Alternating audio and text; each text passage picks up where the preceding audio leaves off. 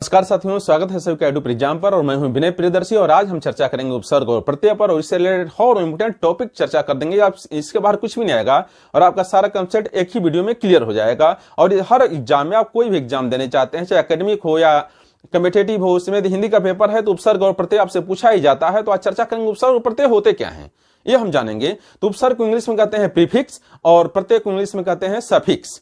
तो मेरी थोड़ी व्यस्तताएं थी, इस वजह से मैं क्लास नहीं ले पाया पिछले 3 महीने से, लेकिन अब मेरी क्लास डेली आप लोगों को रात में 8 बजे यूट्यूब पर मिल जाएगी। तो आप डेली 8 बजे जुड़ेंगे चैनल से। तो चलिए जरा डालते हैं उपसर्ग क्या है। तो उपसर्ग को इंग्लिश में कहते हैं प्रीफिक्स। प्री मीन्स पहले, फिक्स मतलब जोड़ देना, यानी किसी शब्द को किसी शब्द के पहले जोड़ देना, किसी शब्दांश को किसी शब्द के पहले जोड़ देना, वही उपसर्ग है। क्लियर हो रहा है कि नहीं हो रहा है? उपसर्ग दो शब्दों उप और सर्ग के मेल से बना है। उप मीन्स होता है समीप, सर्ग मीन्स होता है सृष्टि करना, यानी कोई शब्द किसी शब्द के समीप जाकर उससे जुड़कर एक नया शब्द बना देता है, वही तो उपसर्ग है। तो उपसर्ग की परिभाषा यदि आपसे पूछी जाए तो परिभाषा होगी वे शब्दांश जो किसी शब्द के पहले लगकर उस शब्द का अर्थ बदल देते हैं, वही उपसर्ग कहलाते हैं। और जानिए संस्कृत में कुल 22 उपसर्ग हैं, जिनमें से 21 का प्रयोग हिंदी में होता है। दूसरी बात, हमारे यहां मुख्यतः 3 प्रकार के उपसर्ग हैं। पहले है संस्कृत के उपसर्ग, दूसरा है हिंदी के उपसर्ग और तीसरा है विदेशी उपसर्ग। विदेशी उपसर्ग में आप लोगों को 3 तरह के उपसर्ग मिल जाएंगे, उर्दू, अरबी और फारसी के उपसर्ग। फिर क्या है अंग्रेजी के उपसर्ग। सब इंस्पेक्टर, देखिए सब इंस्पेक्टर में सब जुड़ जाता है, अंग्रेजी का उपसर्ग है। उपसर्गवत अव्यय, संज्ञा, सर्वनाम और विशेषण उपसर्गवत अव्यय हैं और इनके साथ भी उपसर्ग बनता है। तो अब जानते हैं उपसर्गों की विशेषताएं क्या हैं। तो जानिए, शब्द के अर्थ में एक नई विशेषता ला देते हैं। उपसर्ग की सबसे बड़ी विशेषता है कि शब्द के अर्थ में एक नई विशेषता ला देते हैं, वही उपसर्ग हैं। जैसे हार एक शब्द है, उससे पहले यदि हम प्र उपसर्ग जोड़ देते हैं तो प्रहार बन जाता है। तो देखिए अब यहां अर्थ नहीं आ जाता है, प्रहार मारना। इस तरह से शब्द के अर्थ को उलट देता है उपसर्ग। जैसे मिलाइए जय, जय मीन्स होता है विजय, इससे पहले यदि हम परा उपसर्ग जोड़ देते हैं तो पराजय, हार हो जाती है। तो शब्द का अर्थ ही उलट दिया।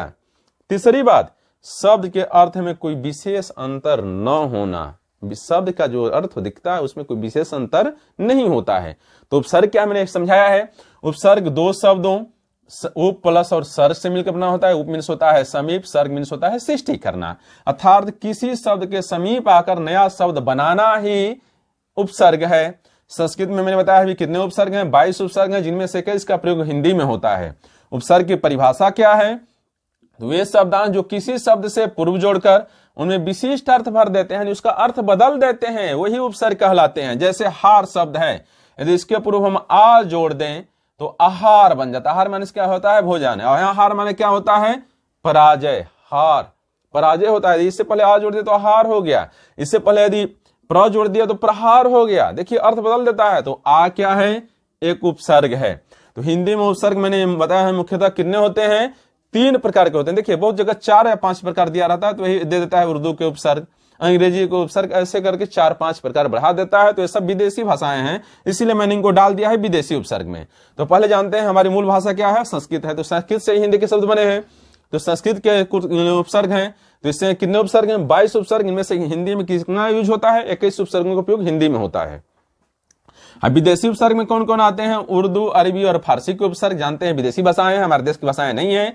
अंग्रेजी उपसर्ग और उपसर्गवत अव्यय भी इनको मान लिया जाता है। तो इस तरह से हमारे उपसर्ग हैं। उपसर्ग की विशेषताएं क्या हैं, तो शब्द के अर्थ में एक नई विशेषता ला देते हैं। मैंने बताया ना, हार है उसे प्र जोड़े प्रहार मारना हो जाता है, नई विशेषता ला देते हैं। शब्द के अर्थ को उलट देना, जैसे जय है उससे पहले परा जोड़ देते हैं तो पराजय हो जाता है। जय माने विजय, पराजय माने हार। तो क्या अर्थ उलट देते हैं और शब्द के अर्थ में कोई विशेष परिवर्तन नहीं होता है, मैंने बताया है।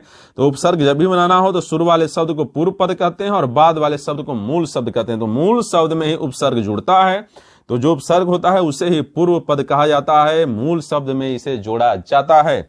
तो शुरू वाला पद हमेशा पूर्व पद कहलाता है और बाद का शब्द हमेशा मूल शब्द कहलाता है। तो ये है उपसर्ग। इंग्लिश में इनको कहते हैं प्रीफिक्स। यदि कंफ्यूजन हो तो आप इसका इंग्लिश याद रखें, प्रीफिक्स। प्री मीन्स पहले, फिक्स मतलब जोड़ देना, किसी शब्द के पहले जो शब्द जुड़ जाए वही उपसर्ग है। तो मैं समझता हूं उपसर्ग आपको क्लियर हो गया होगा। अब नजर डालते हैं प्रत्यय किसे कहते हैं, सफिक्स। चलिए देखते हैं। नजर डालते हैं प्रत्यय किसे कहते हैं। प्रत्यय को इंग्लिश में सफिक्स कहते हैं। यह सीधा प्रीफिक्स का उल्टा होता है, यानी उपसर्ग का यह उल्टा होता है। उपसर्ग जो थे शब्द के पहले जुड़े जाते थे, जो प्रत्यय हैं शब्द के अंत में जुड़े जाते हैं, इतना ध्यान रखना है। तो क्या है प्रत्यय? क्या है प्रत्यय? का शाब्दिक अर्थ है पीछे आना होता है। प्रत्यय का शाब्दिक अर्थ पीछे आना होता है, किसी शब्द के ये पीछे आते हैं, इसलिए इनको प्रत्यय कहा जाता है। प्रत्यय शब्द दो शब्दों से मिलकर बना है, प्रति धन अय। देखिए प्रत्यय दो शब्दों से मिलकर बना है, प्रति धन अय, इसी को हम कहते हैं प्रत्यय। इसका अर्थ होता है पीछे आना। प्रति मीन्स होता है साथ में पर बाद में, और अय मीन्स होता है चलने वाला। देखिए प्रत्यय शब्द दो शब्दों से मिलकर बना है, प्रति धन अय प्रत्यय। प्रति मीन्स होता है साथ में पर बाद में, अय मीन्स होता है चलने वाला।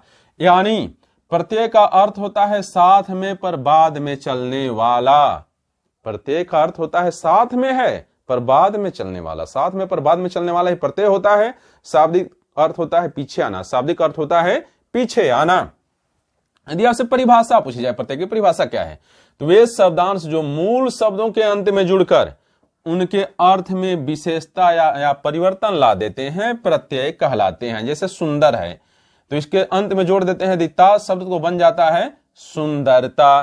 तो देखिए इसका विशेषता बढ़ा दे रहे हैं, अतः यही जो ता है यही प्रत्यय है। तो शुरू वाला जो शब्द होता है इसमें मूल शब्द, बाद वाला शब्द है उत्तर पद, इसे हम प्रत्यय कहते हैं। उसमें पूर्व पद उपसर्ग था, इसमें उत्तर पद प्रत्यय है। उसमें बाद वाला शब्द मूल शब्द था, इसमें पहले वाला शब्द मूल शब्द है, यही ध्यान देना है उपसर्ग प्रत्यय में। तो प्रत्यय के भेद क्या हैं? तो प्रत्यय के मूलतः दो भेद हैं। पहला है कृत प्रत्यय, दूसरा है तद्धित प्रत्यय। परीक्षा में बार बार पूछता है कृत प्रत्यय की संख्या कितनी है, बड़ा इंपोर्टेंट है, याद रखेंगे 28 28। कृत प्रत्यय की संख्या 28 है और तद्धित प्रत्यय 8 प्रकार के होते हैं। देखिए कृत प्रत्यय क्या है? कृत प्रत्यय से बने शब्द कृदंत कहलाते हैं। कृत प्रत्यय से बने शब्द कृदंत कहलाते हैं। कृत प्रत्यय क्या है? क्रिया या धातु के बाद जो प्रत्यय लगाए जाते हैं वो कृत प्रत्यय कहलाते हैं। क्रिया धातु के बाद जो प्रत्यय लगाए जाते हैं वो कृत प्रत्यय कहलाते हैं। जैसे देखिए अक, इसमें क्या अक प्रत्यय जो है? लेखक, नायक, गायक, इसमें अक प्रत्यय है। इसे आक, तो तैराक, लड़ाक, इस सभी के अंत में लगा है, क्रिया धातु के अंत में लगा है। तैरना क्या है? क्रिया है। लड़ना क्या है? क्रिया है। तो उसके अंत में लगा है, तो एक कृत प्रत्यय है। अब क्लियर हो गया होगा आपको। तो कृत प्रत्यय में दो टाइप हैं, विकारी और अविकारी। विकारी में कौन कौन आते हैं? क्रियार्थक संज्ञा, कर्तृवाचक संज्ञा, वर्तमान कालिक कृदंत और भूतकालिक कृदंत जो हैं वो कृत प्रत्यय के विकारी स्वरूप में आते हैं। तद्धित प्रत्यय क्या है? तो संज्ञा, सर्वनाम या विशेषण के अंत में लगने वाले प्रत्यय जो हैं वो तद्धित प्रत्यय कहलाते हैं। इसके कितने प्रकार हैं? 8 हैं। पहला है कर्तृवाचक, दूसरा है भाववाचक, तीसरा है उनवाचक, चौथा है संबंधवाचक, पांचवा है अपत्यवाचक, छठवां है गुणवाचक, सातवां है स्थानवाचक, आठवां है अव्ययवाचक। तो ये देखिए जैसे लघु धनता, विशेषता बता रहे तो लघुता, बड़ा धन आई, बड़ाई। तो ये जो है संज्ञा, सर्वनाम या विशेषण के अंत में लगने वाले प्रत्यय तद्धित प्रत्यय होते हैं। क्रिया या धातु के बाद जो प्रत्यय लगते हैं वो कृत प्रत्यय होते हैं। और परीक्षा में बार बार पूछता है कृत प्रत्ययों की संख्या कितनी है, तो 28 है, याद रखेंगे। अब डालते हैं विशेषताएं और परीक्षा में पूछे क्वेश्चन पर डालते हैं प्रत्यय से संबंधित जुड़े हुए महत्वपूर्ण तथ्यों पर, और परीक्षा में आए हुए कुछ क्वेश्चन का भी एनालिसिस करेंगे कि कैसे उनको सॉल्व किया जाता है और कैसे क्वेश्चन पूछे जा रहे हैं। तो पहली विशेषताएं क्या है जानेंगे? प्रत्यय से नए शब्द बनाए जाते हैं। दूसरी विशेषता है उपसर्ग की तरह प्रत्यय का भी स्वतंत्र प्रयोग नहीं किया जा सकता है। उपसर्ग की तरह प्रत्यय का भी स्वतंत्र प्रयोग नहीं किया जा सकता है, अलग रूप से शब्द के साथ जुड़ते हैं तभी यूज होते हैं।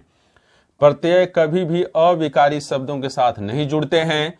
प्रत्यय के योग में कभी भी संधि नहीं होती है। जानिए प्रत्यय को जोड़ने से वो संधि नहीं होती, इतना ध्यान देंगे।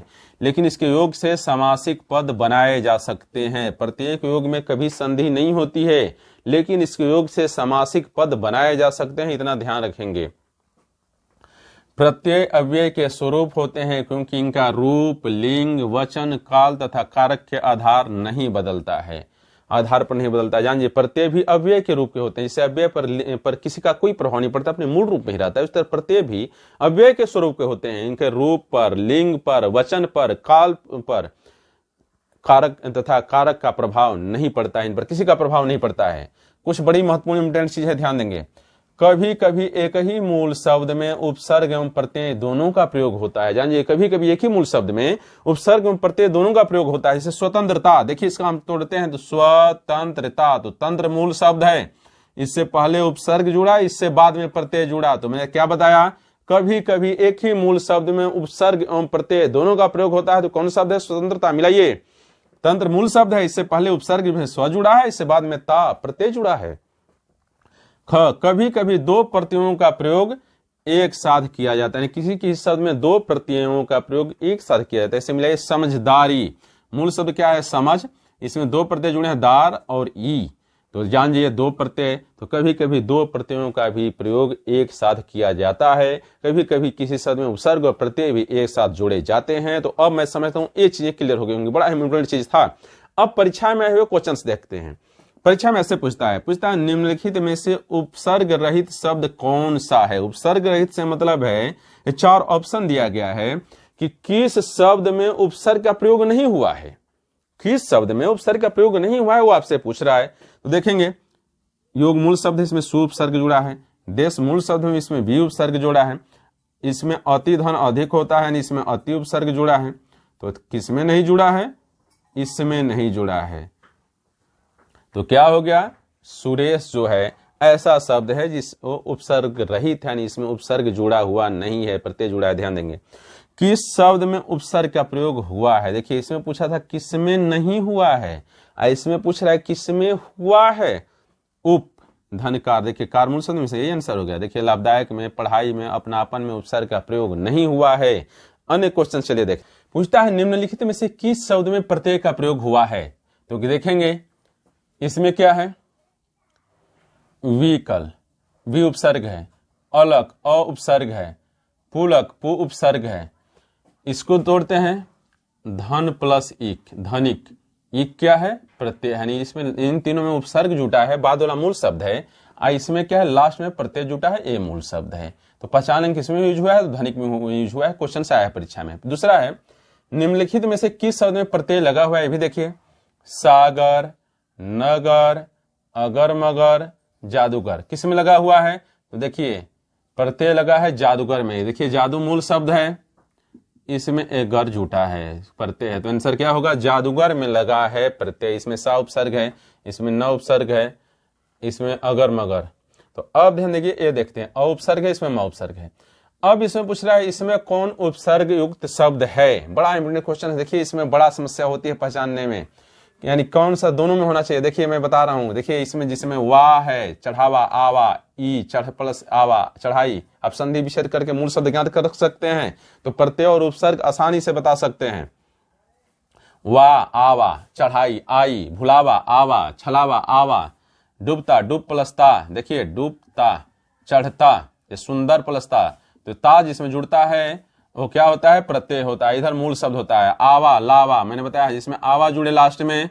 तो इधर क्या है, भूल, छल जो है मूल शब्द है, आवा प्रत्यय है। तो ये भी आंसर नहीं होगा। चढ़ावा, चढ़ाई, आवा आई हुआ, प्रत्यय हुआ। क्या है, आ उपसर्ग है, हार मूल शब्द है, बी उपसर्ग है, हार जो है मूल शब्द है। तो मैंने बताया है कौन उपसर्ग युक्त शब्द है, तो आंसर होगा ए उपसर्ग शब्द है, और शब्द जो है वो प्रत्यय युक्त शब्द हैं। तो मैं समझता हूं आपको इस सेशन में उपसर्ग और प्रत्यय की अच्छे से जानकारी हो गई होगी, सारे कंसेप्ट क्लियर हो गए होंगे, इनकी विशेषताएं क्लियर हो गई होंगी। यदि आपको ये सेशन पसंद आया है तो आप इसको लाइक और शेयर कर दीजिए। यदि चैनल पर नए हैं तो इसको सब्सक्राइब कर दीजिए।